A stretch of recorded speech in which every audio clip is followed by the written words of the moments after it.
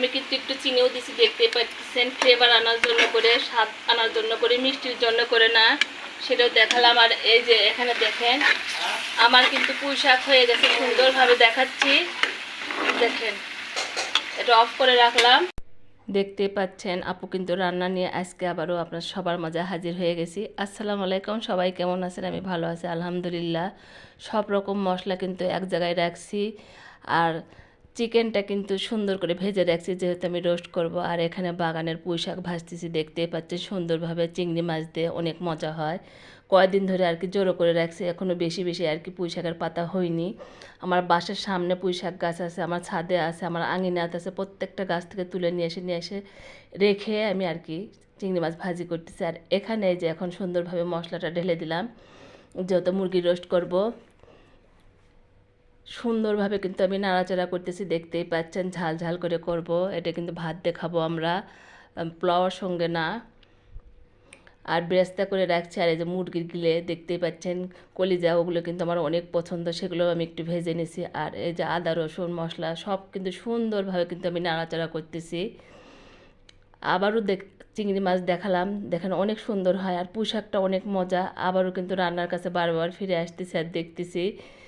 আর এখন এই যে আমি মুরগি আর কি ভেজে রাখছিলাম, সেগুলো আর কি ওর মধ্যে দিয়ে দিলাম, দিয়ে ভালোভাবে নাড়াচাড়া করতেছি সুন্দরভাবে, যেহেতু সিদ্ধ হতে হবে সুন্দরভাবে।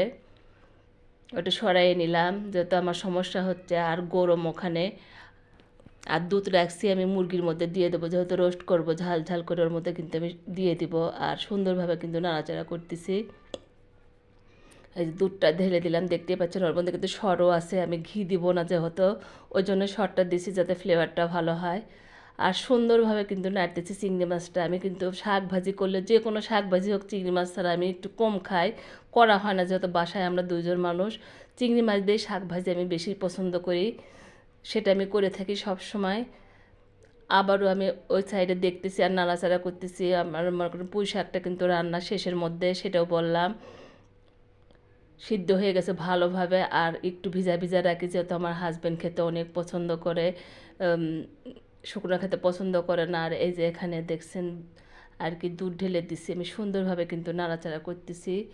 আর কেউ কিন্তু দুধ দিয়ে ঢেকে রাখবেন না, আমি একটু পানিও দিছি, কারণ ঢেকে রাখলে কিন্তু উতলে পড়ে যেয়ে আপনার মেখে যাবে, ওগুলো সব নষ্ট হয়ে যাবে, সেটাও বললাম।